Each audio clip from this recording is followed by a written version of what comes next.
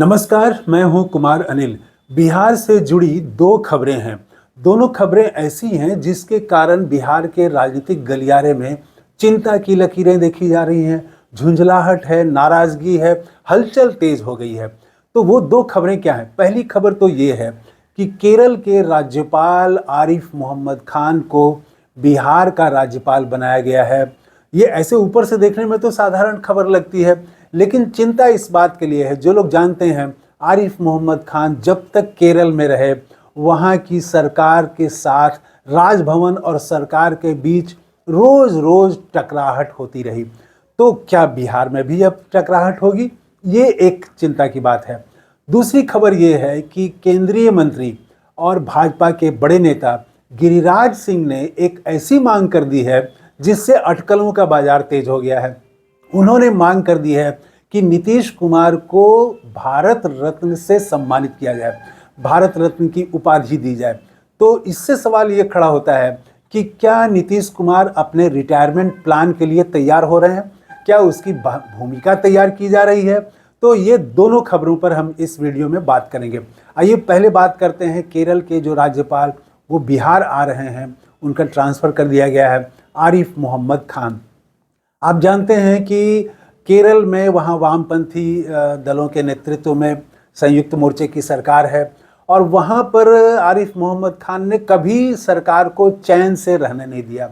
हालत ये हो गई थी वहाँ पर कि कई वो जो बिल थे उसको उन्होंने रोक के रखा था, कई को उन्होंने राष्ट्रपति के पास विचार के लिए भेज दिया। और दूसरी तरफ वहाँ की जो सरकार थी, वामपंथी सरकार, उसको कई बार, एक से ज़्यादा बार कम से कम, वो हाईकोर्ट जाना पड़ा, सुप्रीम कोर्ट जाना पड़ा। और एक साल पहले वहाँ के मुख्यमंत्री ने राष्ट्रपति को पत्र लिखा राज्यपाल के खिलाफ में। तो एकदम से वो लगातार टसल, एक तनाव वहाँ पर चलता रहा राजभवन और सरकार के बीच। कभी सामान्य स्थिति नहीं रही। तो वहाँ तो अब लोकसभा का चुनाव हो गया, अब वहाँ पर शायद उनकी बहुत ज़रूरत भी नहीं है और विधानसभा का चुनाव वहाँ पर केरल में अभी देर है, तो अब शायद इसलिए उनको वहाँ से भेजा गया। और बिहार में तो चुनाव है, बिहार में बहुत कुछ काम करना है, तो क्या टास्क होगा उनका, ये तो अभी पर्दे के पीछे है, ये तो भविष्य के गर्भ में है। इसलिए सबको इंतजार है कि क्या वो केरल जैसी यहाँ भूमिका निभाएंगे। और नीतीश कुमार के लिए ये है कि नीतीश कुमार की आज तक जो है वो पसंद चलती रही है। वो ऐसा कोई भी राज्यपाल यहाँ पर बिहार में नहीं रहा जो नीतीश कुमार के काम में अड़ंगा डाले। तो वो राजभवन और सरकार के बीच यहाँ पर एक मोटा मोटी एक अच्छा रिलेशन शुरू से रहा है। ऐसा कोई राजभवन में गवर्नर ऐसे नहीं आए जो कि मुख्यमंत्री के काम में बाधा डालें, कोई बिल पर बैठ जाए, बिल को वो पास ना हो, उस पर हस्ताक्षर न करें, ऐसा कभी मौका नहीं आया। तो क्या है, वो आरिफ मोहम्मद खान को आखिर क्यों भेजा गया, बिहार क्यों भेजा गया, इस पर बहुत माथापच्ची हो रही है। तो क्या नीतीश कुमार को, जदयू को, उसके खिलाफ कोई प्लानिंग है? और ये जो आरिफ मोहम्मद खान यहाँ आ रहे हैं तो उसमें केंद्र सरकार की भी सहमति है। तो क्या केंद्र की कोई योजना है, भाजपा के चाणक्यों की कोई योजना है? और क्या जदयू को टाइट करने के लिए, इन्वर्टेड कॉमा वाला टाइट करने के लिए भेजा गया है? ये बहुत सारे सवाल राजनीतिक गलियारे में घूम रहे हैं, तैर रहे हैं और जदयू के खेमे में चिंता है। ये तो मैंने कई नेताओं से बात की और वहाँ जदयू के खेमे में चिंता है। लोग देखना चाहते हैं कि देखें अब वो आ रहे हैं तो क्या करते हैं। लेकिन एक परेशानी, एक चिंता ये तो हो गया है। इधर गिरिराज सिंह भाजपा के बड़े नेता हैं, प्रधानमंत्री मोदी, अमित शाह गृह मंत्री, इन दोनों के ही वो करीबी हैं और उन्होंने ये मांग की है कि नीतीश कुमार को भारत रत्न का सम्मान दिया जाए। तो ये माना जा रहा है कि गिरिराज सिंह ने ऐसे ही सिर्फ मीडिया में आने के लिए ये मांग नहीं की है। जरूर उनकी बात हुई होगी, उनको कोई इशारा मिला होगा, कोई प्लानिंग होगी इसके पीछे जरूर।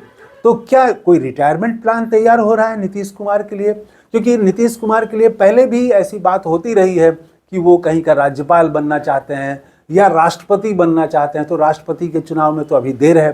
तो क्या वो राज्यपाल बनने की तरफ जा रहे हैं या वो भारत रत्न से सम्मानित करके इतने से ही वो संतुष्ट हो जाएंगे और भाजपा को यहाँ पर कुर्सी सौंप देंगे, बिहार का शासन सौंप देंगे वो? ये सब चीज़ें, अटकलें अचानक तेज हो गई हैं।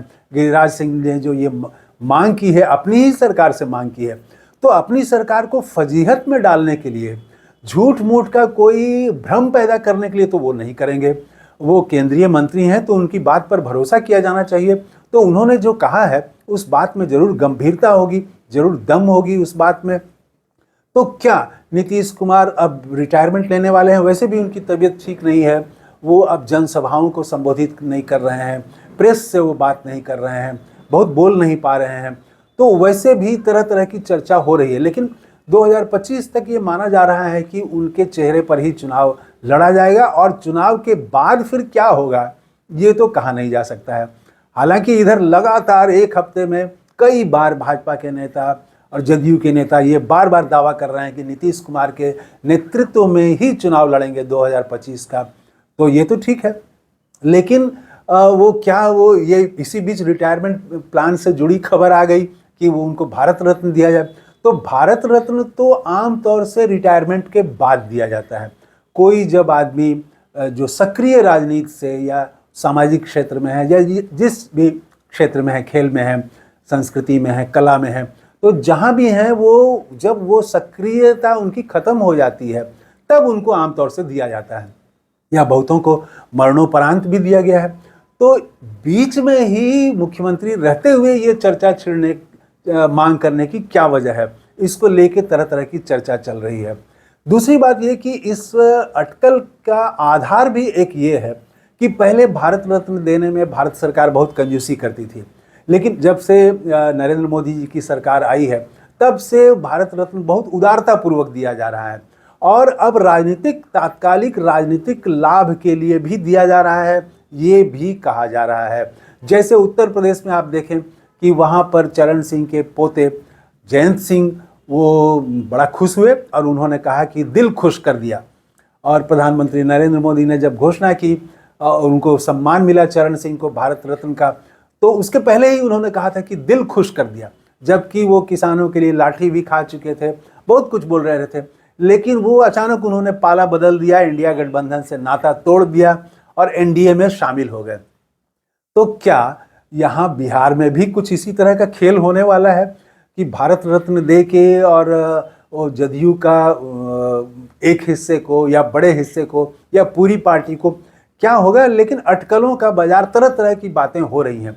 लेकिन चूंकि ये जो मांग आई भारत रत्न देने की मांग, ये कोई साधारण व्यक्ति ने नहीं की है, ये एक केंद्रीय मंत्री ने की है जो प्रधानमंत्री मोदी के करीबी हैं, इसीलिए इस बात को गंभीरता से लिया जा रहा है। हालांकि राजद ने एक बयान में, उसके एक प्रवक्ता ने कहा कि ये सिर्फ भ्रम फैलाने के लिए किया जा रहा है। तो भ्रम फैलाने के लिए कोई दूसरे नेता भी बोल सकते थे, केंद्रीय मंत्री का बोलना तो एक अर्थ रखता है। तो बिहार की राजनीति में ये दो चीज़ें ऐसी अचानक हुई हैं 24 घंटे में, एक तो आरिफ मोहम्मद खान का बिहार आना राज्यपाल के बतौर, और दूसरा जो गिरिराज सिंह हैं केंद्रीय मंत्री, इन्होंने भारत रत्न देने की मांग की है नीतीश कुमार के लिए। इन दोनों चीज़ों के भीतर अगर देखें तो कुछ न कुछ खिचड़ी पक रही है। बिहार में कुछ होने वाला है, कुछ प्लानिंग है, कुछ रणनीति बनाई जा रही है, कोई चीज़ होने वाला है, उसकी भूमिका तैयार की जा रही है। थोड़ा दिन देखना पड़ेगा, 15 दिन 20 दिन में और पिक्चर साफ होगा, तब पता चलेगा कि किधर बिहार जा रहा है। वैसे इन दोनों घटनाओं ने बिहार की राजनीति में हलचल बढ़ा दी है, तनाव भी बढ़ा दिया है, चिंता भी बढ़ा दी है। देखिए क्या होता है।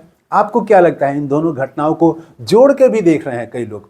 इन दोनों जो बयान आए हैं, एक तो आरिफ मोहम्मद खान का बिहार आना और गिरिराज सिंह का ये बयान देना, दोनों घटनाओं को जोड़ के भी देखा जा रहा है कि आप सीधे से आ जाइए, नहीं तो फिर आरिफ मोहम्मद खान आ रहे हैं। तो अब ये देखना होगा कि किस तरह से बातें आगे बढ़ती हैं, क्योंकि भाजपा के लिए एक बात ये भी है कि वो अभी नीतीश कुमार को डिस्टर्ब नहीं करना चाहेंगे। तो डिस्टर्ब नहीं करना चाहेंगे और सिर्फ वो यहाँ पर हस्ताक्षर करने वाले, तब तो किसी को भी राज्यपाल यहाँ बना के भेजा जा सकता था। आरिफ मोहम्मद खान सक्रिय राज्यपालों में हैं, जो एक तरह से समानांतर केंद्र बन जाते हैं, विपक्ष की भूमिका निभाने लगते हैं, खुल के सरकार की आलोचना करने के लिए जाने जाते हैं। तो उनको भेजा जाना तो कुछ न कुछ तो है। तो वो क्या खिचड़ी पक रही है, ये कुछ दिनों में पता चलेगा।